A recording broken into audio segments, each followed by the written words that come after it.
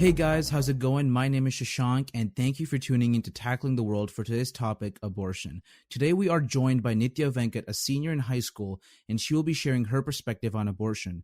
So it's my pleasure to welcome Nithya. How are you doing today? I'm good. How about you? I'm doing pretty well myself. Thank you so much for coming on. Oh yeah, no problem. Nothing else to do. So Awesome. So let's just start off simple. I'm going to start off with a simple question. So, what are your views on abortion? sure, yeah. First of all, like I am obviously from everyone who knows me knows that I am pro-choice, but Hmm. for me it comes less of like a religious or like a moral thing and more of like a respect of bodily autonomy. Like we should give somebody who is pregnant the right to decide whether or not they want to have that baby. Uh And huh. it really doesn't have to do whether it's a life or not. For me, it comes from the idea of just like giving people the ability of what they want to do with their bodies and not having that be a government question. Hmm. Yeah. Okay, so your whole thing is, just giving people, the freedom to do what they want to do with their own body and not have other people question it. Yeah, exactly. Okay. So, do you think the government should have the power to regulate abortion? Um, I think that the government should, I think that like saying the government has the power to regulate like your own autonomy, like sets sort of dangerous precedents because they could then say like you can't get piercings or like not to say like that's the next jump, but it's about setting the precedent in like the respect we give to like individuals, right? Because we live in a free society, we live in a democracy, and that means like you Hmm. can make your own choices as long as they're not like harming others' well being. Yes. So now moving into some of, the anti-abortion people who are pro-life. So do you believe that human life begins at conception?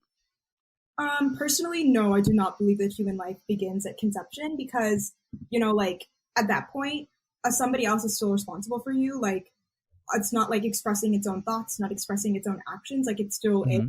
sperm and an egg. It's a zygote. Like, it's not, to me, it's not a human. Hmm.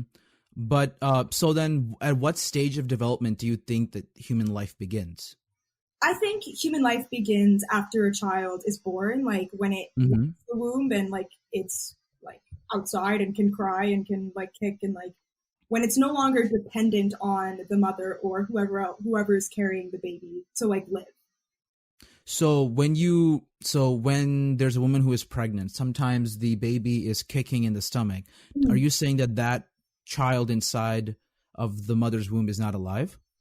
I'm saying it's alive, but I'm saying at that point it's not like it still needs the mother to eat for it. It still needs the mother to give it nutrients. Like it's not its own being. Like it's still connected to the Hmm. mother. So to me, like that's not a human life. So you think it's morally okay for somebody to get an abortion to kill something that is literally kicking inside of your own stomach? I don't think it's like I'm not saying it's morally like amazing. Like it's obviously not like an amazing decision to make, but I think that Hmm. we need to understand like very few people would make that decision out of malice. And I think Uh-huh. like if a woman needs to make the decision, it's not for me or my personal beliefs to question. Okay. So, shouldn't the father of a future baby have a say in the abortion of their child, or shouldn't it at least be an equal decision? Meaning both must consent to it. Because I know that many people, many women are get pregnant due to some horrible acts by men. Mhm. But at a time when maybe husband and wife or two partners get pregnant, but one suddenly decides that they don't want it. Do you think it's okay for the mother to get an abortion even when the father maybe wants to keep the child? Like I think it's an interesting question and I think it's important conversation. Like, if I think that what's interesting in the abortion argument is like, even though I might have my personal beliefs, that personal belief doesn't influence what I believe policy should be. Like, even if Mm-hmm. I individually believe that I would consent with like the father of my child, it doesn't mean that Mm-hmm. I would expect every single person to do that. Or because like at the end of the day, pregnancy is something that's different than any other action because the woman solely bears the physical burden of having the child and like carrying it and being pregnant, right? Which there's a lot of physical burden involved. We learn about that in science. Yeah. So like legally, I don't think that the father should have to consent because at the end of the day, like the woman is the one putting her body through that. But like Yeah. in a personal sense, I would obviously suggest to anyone, like if the father wants to be involved, then like there should be a conversation. But I think legally it shouldn't be a consent. Like the man shouldn't have to consent for an abortion to occur. Now, you say that the woman takes a lot of it. It takes a lot of work to bear a child. Yeah. Now, don't you think that the father puts in maybe not just the same amount of pain, but puts in a lot of effort to make sure, maybe the mother is safe, sound, helping the mother. So don't you think the father also plays a critical role and I because of think that should have a say? I think that if after your child is born and like the child's development and the child's physical safety, then yes, the father does a lot. But in terms of pregnancy, like scientifically, the woman is bearing the sole burden. Like they're the ones holding the babies in their stomach. And while the father might bear some emotional burden and like trying to protect like whoever is Mhm. having the child, like I think that scientifically, like the woman bears the sole burden because they're the one with the babies in their like stomachs, you know. Yeah, and you say that abortion is a part of a woman deciding what she wants to do with her own body. And, many pro life people think that that's probably a very cruel thing, meaning that, if you do get an abortion because they believe that, life starts at conception Mhm. and, I mean, there is scientific proof that the baby is still alive inside of you. You can still feel pain. Maybe not to the rigor that we might or may not, because it still doesn't have a conscience that much yet. Mhm. But they still feel that pain, so they think that it's cruel for you to be able to do that. And we sort of went over that question and quickly moved on. But I feel like it's an important place to keep that conversation going, because Sure. it's Yeah. still a human being that we're talking about, right? So don't you think that we should put in a lot of focus into what we can do to make sure that maybe abortion is not a regular thing or it's not used so often? Yeah, I definitely agree. I think that this sort of involves like a cultural shift. Like it Mhm. needs to start with having more comprehensive sex education, you know, beyond just saying don't have sex, like beyond just like Yeah. I took abstinence until marriage education in my high Hmm. school. And like, not that that was bad. I think that we need to go a little bit deeper because like, I think there's a statistic that's like 60% or 50% of teenagers are sexually active, even though we tell them not to, right? We need to Uh-huh. start saying, like, even if you're going to, here are ways to protect yourself. Here are free Mhm. contraceptives, free birth control, right? And then we go to the next step. If you do have a child, making sure that it's affordable, because the reality is a lot of people can't afford to birth a child. Like, you know, it's expensive. Mhm. And then going to the next step. If you are poor, like, and you do have a child, here are ways to take care of it. Here's universal health care. Here's education for your child. Here's a society in which the child will have a good life, right? These are Mhm. all steps that need to be taken to make sure that we don't have to have abortions. But that's a huge cultural shift that needs to happen. So I'm saying right now, with the society that we don't have a huge support system in place that gives people the ability to have children with no worry. You know, like Yeah. the United States is the highest maternal mortality rate, like in the developed world. So it's like Mhm. it's a life threat, right? So I'm saying because of the culture that we live in, because we don't have a lot of support systems in place for people who are pregnant and people who want to have children, we need to be okay with legalizing abortion so that we can Mhm. make sure that the babies that are coming into the world are ones that are wanted and ones that are supported. So, many pro-life people say that, if you are a woman and you choose to have sex with another person and you become pregnant and you decide to, get, you decide to get an abortion, and obviously they don't want you to do that, but they say that it's based off of your stupidity that you didn't decide to use any protection. Mm-hmm. So what do you say about that? Do you think that just people need to be more conscious about what they do? Um, like again, it's not for me to judge their decisions, right? Like people obviously should be more conscious of what they do, but to punish somebody with a child, I think is draconic. Like to say because you were stupid, you have to have a baby. That's not the type of society that we live in. Like, yeah, they were stupid and yeah, they should be punished, but like not punished, but yeah, they should stupid and they should like have to deal with consequences. But to say that baby is a consequence is Mm-hmm. we don't live in that's medieval. And I think that a lot of um, people who are pro-life like have this rhetoric that people get abortions and just like are okay with it, right? No, like Mm-hmm. having an abortion is takes a severe mental toll. Like I don't think anybody would just like have it and be okay with it, right? Like Mm-hmm. nobody is just like happy to go get an abortion. And I think like a lot of that sensitivity is missing in this argument. And also like I do want to clarify like a lot of our language is very women centric, but women like biological like the gender women aren't the only people who have pregnancies. Like trans men have pregnancies, so like women aren't the only ones being affected. Like, and oftentimes trans men who get pregnant by whatever means are often like stigmatized even more from like having that baby or having an abortion. Like, Hmm. it's just important to be inclusive. But like, I think that to say because you didn't take the right actions, we're going to have a child is backwards and primitive. And I don't think that's the way our society has ever functioned. And I don't think we should start functioning that way now. Could you go into more on the impact of trans men? Yeah, so like I think when I first started discussing this, like everyone who follows my Instagram knows that I'm like really loud. But I said like a lot of our language is very like trans exclusive. We say like men shouldn't be making decisions about women's bodies, you know, like a lot of people use that argument. But at the end of Hmm. the day, women aren't the only one getting pregnant. Trans men do get pregnant too because they have uteruses and like they have like, you know, sexual interrelations with people who like they can get pregnant, right? We know that. Hmm. And a lot of times they're excluded from the argument. And like trans people getting healthcare in general is like, it's difficult because their bodies aren't like normal. And like in general, there's a lot of transphobia in the United States. And a lot of times we exclude them from our reproductive rights arguments, even though like they continuously show up to fight for like feminism and they're at the Women's March and they're there, but we consistently exclude them from our discussions about like women's bodies, you know? Hmm. Yeah. And do you think the government is doing enough to help, bridge that gap? Um,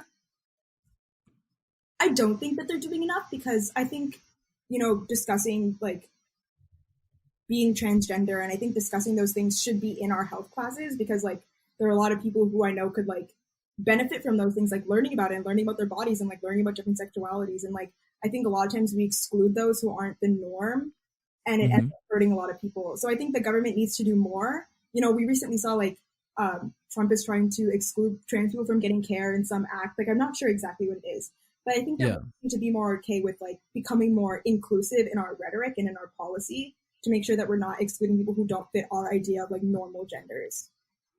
And what could specifically the government do to improve?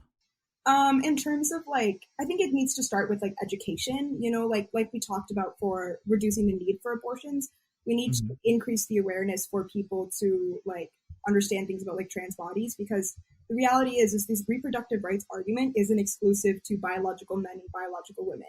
It extends Hmm. across the gender spectrum, across the sexuality spectrum. You need to be more okay having those conversations, and that starts with having a more like well versed public who's comfortable talking about these things, you know, because not Hmm. only is it a lack of comfort, it's also a lack of like knowledge. You know, not a lot of us know what it takes to be transgender, like the hormones involved, right? And like we don't need to know in depth about those things. We just need to be okay with learning about it and being okay with Hmm. having those conversations. So you think this education should be mandatory? I think sex education and education about like these type of things in general should be mandatory. Yes. Okay. So now moving on, what do you think about abortion being tied to religious values here in the U.S.? Mm-hmm.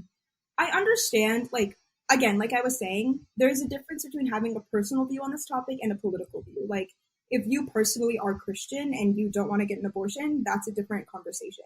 But to allow that to influence our politics and like the legislation that we pass and what happens in our courts would like go beyond like what we have as the ideas like the separation of church and state, right? Like, Hmm. even though I'm a Hindu, like it doesn't mean I want Hindu doctrors to be put in place in the government. It just means that I practice that in my own life.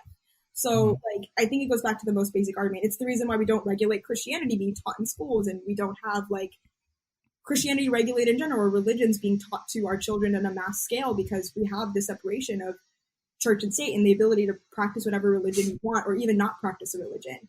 So, I think that politics in general being tied to political, like religious values, is against the ideals of the US. But I think abortion is really where that's sort of epitomized. People say, because I'm a Christian, I don't think abortion should be legalized. But that's your personal view. It's not a political Hmm. view. So now talking about religion. In Hinduism, there are varying views on abortion. Mhm. Where do you stand on Hinduism and abortion? This is really interesting because I didn't like research this until now. Like, because like Hmm. for me, like I said, like I don't, my religion doesn't about like influence my political like stance. But I was researching with a friend who is Hindu, and Uh-huh. in general, Hinduism says like obviously all life is sacred. You know, you and I both know that. But Yeah. there's the interesting doctrine in Hinduism that says we have to take the action that has the least amount of harm involved. So, and that's to the Yeah. mother, the fetus, and society. So Hmm. that sort of comes into play. Like, if the baby isn't going to have a positive and good life because the parents don't want it or the parents can't afford to support it, and or like the mothers might be in a bad situation, then Hinduism says abortions are okay. Not Hmm. necessarily the best action you could take in the world, but they're saying it's acceptable because we're minimizing the amount of harm done. Yeah. And this is much different from many other religions because most religions do just say, no abortions, Yeah. life is life, things like that. But Hinduism stands a little bit differently from other major religions in the world. And Hinduism, like, I think this, Shashank, as well. Like, it's not Hmm. about like dictating what you can and can't do with your life. It's about making sure you're living a life that's like honest and good, and like, are you giving back to society and are you taking good actions? It's less of like a religion, and like my mom says it to me all the time. Like, it's not a religion; it's a way of life. Like, Yep. I say that all the time too. Yep. It's a way of life. Yeah. I mean, I think that resonates around the whole Hindu community. yeah, for sure. And so like when I'm talking about education, with sex education and things like that, some people say that there's no need for an abortion because you keep saying that people who are pregnant and aren't able to care for the child, Mhm. that child goes on to government custody, right? And they go into foster care or they are set up for adoption, things like that. And I know that when I say this, you're probably going to say how broken that system is. And I Yeah. know how broken, that system might be. So don't you think that if the government or Congress passes legislation to make the foster care or adoption system much better and not as corrupt or not as broken, do you think by then we could just remove all abortions because then we wouldn't need them? So I don't. Here's the thing. Like, obviously, the reason for okay, like let me just okay. The reason for bettering the foster care system should be to better the foster care system, not to make sure we don't have a need for abortions, right? Hmm. Those are two separate things. Like, people who are like, we should just want to better our foster care system in general because it's so broken. But Yeah. I don't think that if we make it better, we can get rid of abortions, because abortions oftentimes aren't just financial decisions, they're medical decisions. Hmm. Women sometimes can't bear children, or they can't, like, they might pass away because of it. Like I said, US is the highest rate of maternal mortalities, like, in the developed world. It's not. And those are exceptions. I mean, even pro-life supporters say that if the mother's life is in danger, then in rare circumstances, yes, abortion is crucial and is necessary. But what if that wasn't necessary at all? I Sure, mean, but at the end of the day, it's mhm. still a physical toll that the mother is taking. A lot of women suffer a lot during pregnancy. There's postpartum depression. It's not just you cut the umbilical cord and it's done. Mhm. Like, and I don't know, I use this analogy a lot when I'm talking to people, but like, in the United States, we have a mandate of bodily autonomy. It's the reason why you have to check whether or not you want to be a donor. And if you said you don't want to be an organ donor, it doesn't matter. People will die if they don't get your organs. They cannot put your organs in another person's body, even though you're dead, Yeah. right? We have this thing of bodily autonomy, and I don't know why we can't extend that to people who are literally doing the greatest amount of labor possible, which is having a child. You know, Mhm. beyond just giving birth, beyond just the possibility that you might die, it is such a physical burden that I feel like if somebody doesn't want to do that, they should not have to. And Uh-huh. not just like a balance thing, because the women who are most likely to die in pregnancy are Black women, right? Like, Mhm. people who live in poor minority communities are more likely to pass away from having a child, and that doesn't have to do with extreme cases or life is in danger. That's while they're giving birth, you know. Yeah. And so, like, it's this compounding of things that leads us to like one conclusion: like, if you do not want to bear a child, you should not have to. Okay. And so moving on, there are currently 6 states where they allow minors to get an abortion. Do you support regulation requiring all abortion clinics to inform the child's parents before an abortion? This is actually like a really tough question. I thought about this, and like, I honestly just don't have an answer. I think that, like, it makes sense why they would require the information, like, to inform a child to get an abortion. I can also understand how people like don't want that to happen, you know, like for the Well, sake. technically, under the law, minors are minors, meaning that their parents Mhm, basically control everything that goes on in their lives because they're minors and they're not able to do that themselves. mhm. So it wouldn't just make sense under the law for all abortion clinics to inform the child's parents. I think that under the law that would make sense, but I think like so when you think about it, like before abortions were allowed, like women had illegal abortions that weren't very safe. And my concern is, I'm not saying this would happen, that if they required, the abortion clinics to tell parents, I think Hmm. that children would go an unsafe route to have an abortion, Okay. and it would be like worse. And I'm not saying that that's what will happen. I'm just saying like my concern is that if we require abortion clinics to tell parents if their like child is had an abortion, I'm worried that safe abortions won't happen. Hmm. But wouldn't that just be a very small number of cases? I don't have Compared. like I don't know what I like again, like I'm not saying that this is like I'm just saying that's my concern. That's my concern with banning abortions in general. It's not that abortions won't happen, it's that safe abortions won't happen. Yeah. Um so moving on, that was only one question based off of that topic.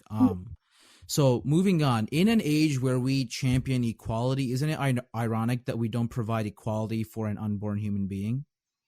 Um I think it's ironic in an age where we champion equality that we're still having discussions about what people who are pregnant can do with their bodies. Like, I think that is like the greatest irony. Like, in an age where we champion for rights, I think it's ironic that people are so concerned about having children in ways Hmm. that, like, in that they might not be supported. Like, we're talking about this age and where we champion equality, but we don't have a society that seems to, like, support that, you know? Yeah, and if you're a supporter of equality, Mhm. shouldn't you be providing equality to the child who's kicking around in a mother's stomach? I, Like be yeah, no, finish your question. Finish your No, question. no, go ahead, go ahead. So, That's it. Mhm. in my personal belief, like everything I've supported is like trying to create a better society in general, right? It's about like having, universal healthcare and having better schooling systems and having a society in which people aren't discriminated against. And we haven't Yeah. reached that yet. Like to be clear, we are not in that era. We do not Hmm. have an equal, fair, just society in which anybody can live equally. And so Hmm. like for pro-lifers to focus on the rights of an unborn child over the mother bearing that child. Like we don't have mandatory maternal leave like yet. We don't have like a Hmm. support system that allows mothers to easily like have children and adjust to society and pay for it all. Like my mentality is let's create a society that is equal and fair for those currently living in it, and then we can discuss the rights of an unborn child. Because to Hmm. me, that unborn child is still requiring its mother or like the person carrying it to do everything, right? Like Yeah. mothers eat for their children and they like provide oxygen and nutrients. Like it's not its own thing yet. So to me, like this question, like yeah, it's an interesting logic discussion to have. Like what rights do unborn fetuses have? But at the Hmm. same time, like we need to look beyond and think why might people want abortions? What are the reasons beyond just financial? Is it Hmm. because they won't get maternal leave? Is it because we don't have a fair and just society? Is it because we don't have like because having children is expensive? Like we need to look beyond that before we can say don't have an abortion. Yeah. So this is my final question. Sorry, I started there a lot. I know that I haven't had time to ask many questions, and this podcast episode is a lot more shorter than the other ones. Mhm. Just for the viewers to realize, this is a very sensitive topic, and there's only so many questions you can ask. I mean, I researched this for a whole week, and these are all the questions that I could think of. And every time I think of new questions, I just sort of ask the same exact thing. It's a very straightforward topic, but there's a lot of things, a lot of basic questions that have huge discussions. So it's very difficult to ask a lot of questions like the other topics, like the democratic presidential debate or or universal healthcare. So it's a lot different with this topic. So with my final question, and if you talk about something interesting, we can go off and asking more. Mhm. In the cases of rape and incest, why should the unborn child Mhm. have to pay for something that they didn't do wrong? Mhm. I don't believe that. Um, but can you just like explain this question? Do you mean like if the parent has an abortion or doesn't? if the parent does. So I think that this is an interesting question, right? Like in the cases of rape and incest, like we're saying if you have an abortion, why should that child have to suffer with its life, right? Yep. But the reality is like it's because not just like trauma in rape and incest victims is so deeply ingrained that if that Hmm. child is born, it won't, for to my knowledge or what I believe, I don't think it'll be raised in the safest, healthiest, happiest way it could be. Because that Hmm. child will be a walking reminder of the trauma that happened to the victim. So if Hmm. they don't pay with their life, they'll pay with the quality of life they have outside of the womb. So like Yep. I think that that's like the crux of this argument, right? Like it's life versus quality of life. Yeah, we can have as many lives as we want and we can say that those are good things, but unless we measure what kind of lives these children are having, then it's not Hmm. like worth discussing. Like nobody is saying, like nobody on the pro-choice side is saying like killing babies is good and we ought to do it and it's just amazing and it should be the thing that happens. But what people are saying is if we can't provide these children with a good quality of life, then it's not Hmm. worth having that child. What's the point of putting the mother through 9 months of emotional and physical stress to have a Hmm. child, have her not be able to go on maternity leave, have her not be able to send it to a good school, have it suffer through poverty, have it not like be able to like live a good, happy, and healthy life? Like, what is the point of that? You know? So Yeah. like I think that that is the crux of the argument. You know, like I'm not saying that this child should have to pay for the act of rape or incest, but Hmm. it shouldn't have to pay with its life after it's born. You know, like it's not like even if she puts it up for adoption or whatever, like we know our adoption system is broken. Like there's so many layers to this, and unless we can guarantee that a child will have a good quality of life, I don't think somebody should be forced to bear it or go through the months of pregnancy to have that child. But even if the child is born into a possibly unsafe place, Mhm. I mean, the child is still alive and will have a future, right? Yeah, sure. Like my dad always says this. My dad like always say like life finds a way, and like to some extent I agree. But to Hmm. what extent will life find a way? And like I think it's selfish for us to say like the child will have a future if we can't guarantee that future will be good. Like if it gets it, if there are external factors that create like bad mental health, that's different. But if we know that a mother can't afford to have a baby or is a rape victim and won't be able to raise her child to the best of her ability without reminding her of her trauma, then we can't Hmm. we being two people who aren't in the situation can't point at her and say have the baby. Yeah. Like I personally, if something like that happened to me and I know that maybe I have a good support system, maybe I'll be able to have the baby and maybe I'll be able to provide with a good life, that's different. But how can I expect that out of anybody else? I think that's what Hmm. it comes down to, right? Not only is it my moral belief, it's the question of how can I place my moral beliefs on everybody else? Like Sarah Palin, I think she tried to come out about this abortion topic where she found out her baby had Down syndrome. Uh-huh. She said, I chose to have the baby. Sarah Palin, Hmm. you chose to have it. That's the key word. Like you knew your You child was chose. born with like a a disability or a Down syndrome, and you Hmm. chose to have it. Like that's the difference. She was in a situation where she had the finances and the support system to have a baby with Down syndrome, and like bless her for doing that because that's a beautiful thing to do.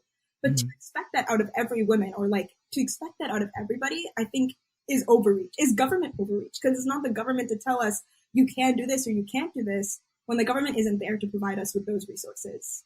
Yep. And I think it's important for everybody who's listening and just people in general to realize that everybody's situation is different Mm. and everybody's mindset is different. And, what you may think may not be the same as what they think because they're going through something totally different from you are. There's something that you have not experienced. Yeah, So it's very difficult for them to see other people making criticisms of them when they haven't gone through the same exact, horrible or tragic or hard experiences they have. yeah, and I see um a lot of people I know saying like, um, this is a like men are like regulating women's bodies, but I think it's important to note like not only this might be a gender thing, but it's also a class thing. Like in Alabama, for example, where they signed the fetal heartbeat bill, which was super uh-huh. controversial, the governor of Alabama who signed it is a woman. Like Hmm. so Yep. I think it goes beyond just like, if you're wealthy and you're like, not to bring race into this, but usually like white people are wealthier, like, um, Hmm. if you're like of a higher class and of a higher status, then it's probably easier for you to care less about what might happen because you have a support system. But poor women, minority women, indigenous women, like those same support systems don't always exist. So I think it's And yeah. yeah, and for those governors, it's also a lot of politics. I mean, they may have a different view, but they chose to be in a certain party and they chose to run a certain campaign, and Mhm. now they're stuck with it. So there's also that involved as well. Yeah. That And I that think greediness to be in politics. I think like we discussed, like we both like are Hindus, right? And we have our own Hmm. beliefs because we are like we're Hindus and because we were raised in Indian families, immigrant families, like we have our own beliefs. But I think Yeah. it comes down to is like my beliefs dictate my life, but they don't dictate others' lives, which is why Hmm. we grant autonomy. Like the government grants us autonomy to live our lives the way we believe they should be lived. It's Yeah. different if I like murder somebody, yeah, like that's bad. Like the government can tell me no. But if it's different for me saying like I do not want to put myself through 9 months of pregnancy when I cannot guarantee a good life for this child. Hmm. So that's And why, yeah, yep. yeah. No. Yep. And Go ahead. I think that, like I said, there's a sensitivity part to this argument as well because I think a lot of people call it murder, which, yeah, fine, go ahead, call it murder. But murder is like the like I don't know, like murder is the intention to like do something malicious, and I don't think anybody who has an abortion has anything like, oh, let me hurt my fetus, because at that point the fetus is still like in your body, like I Yeah. think calling it murder or calling it or to act like it's intentional harm, I think washes over the emotional state of a lot of these people who go get abortions. Like, would you agree? Yeah, I mean, but like, isn't it also? I mean, it is intentional. I mean, you're not going into an abortion not knowing it. No, it's intentional that you're trying to like not have a baby, but I don't think nobody is intentionally trying to harm their baby. Is what I'm trying to say. I mean, I can see what you're saying and I understand, but Mhm. the way you worded it, I mean, you said that they're not intentionally trying to harm the baby, when in reality, you are intentionally harming the baby. Um, I don't think anybody like wants to do pain to their fetus. Like nobody wants Yeah. their fetus to suffer as it like is aborted, right? Because like Hmm. people who are doing this like are doing it because they can't give their children good lives. Yeah. So I think that I think part of this argument or part of this conversation needs to be bringing a sense of emotional sensitivity to the table and Hmm. like when we're discussing with people who want to get abortions or like we're not making it seem as if they're bad and selfish people because nobody like is doing this out of selfishness. Yeah. They're sometimes doing it out to protect themselves Yeah, from whatever may come forward. yeah. So last thing, I know we talked about a lot, but I'm gonna just give you a couple of minutes to say something that you want the listeners today to stick with, something that you think is very important that they should know and should take away from today. I think that the most important thing to take away from this argument is when we have conversations about things like abortion, about things that have to do with our personal bodies and our own, like the way that we express control over our bodies, it's not for anybody else's beliefs to tell us how we ought to live. Like, if you don't want an abortion, that's fine. Like, don't get an abortion. But to put Hmm. an expectation onto all others who don't have the same circumstances as you is, I don't know the exact word, but it's like it's overreaching and it's not like pretentious, but it's like assumption. Like you're making assumptions about their situation, like that they might be able to have that child in the same way that you might be able to. So it's just Hmm. important to be conscious and be empathetic of everybody's situation and understand why people are supporting abortions. It's not because we want babies to die. It's because we want to have a society in which all babies that are born are wanted and are supported. Yep. And thank you for that. And before we close off, Nithya, I want to thank you for coming on the show and having a really productive conversation with me on abortion. I know I threw a lot of questions from the other side, from the pro-life side at you. That's the whole purpose, to see how you would answer to them, Mm-hmm. to see, what kind of a discussion that we can bring out. And I thought that this was really good. I know I learned some new things as well. And I know that, people who are listening might have learned something new. So it's great to hear your perspective. Also, a quick shout out to speech and debate teams. No one in specific, but no matter what school you attend, what high school you attend, I'm fairly positive that they have a speech and or debate team. These clubs allow you to improve your research and speaking skills, which are crucial to any career you decide to take in. It doesn't have to be politics. You don't have to be a professional speaker. It could be anything. Researching and being able to speak well is super important. You also get the opportunity to speak and debate about the very topics that we discuss here on the show. So it's a great way to develop your own opinion and to also listen to others' opinions as well. So if you are interested, make sure you find out more information at your high school. And finally, I want to thank all of you listeners for taking the time out of your day to help bridge the political divide. Our next podcast will be next Monday, the 9th of May. So be sure to tune in for another awesome guest and great discussion. Until then, thank you, and I'll see you all next week.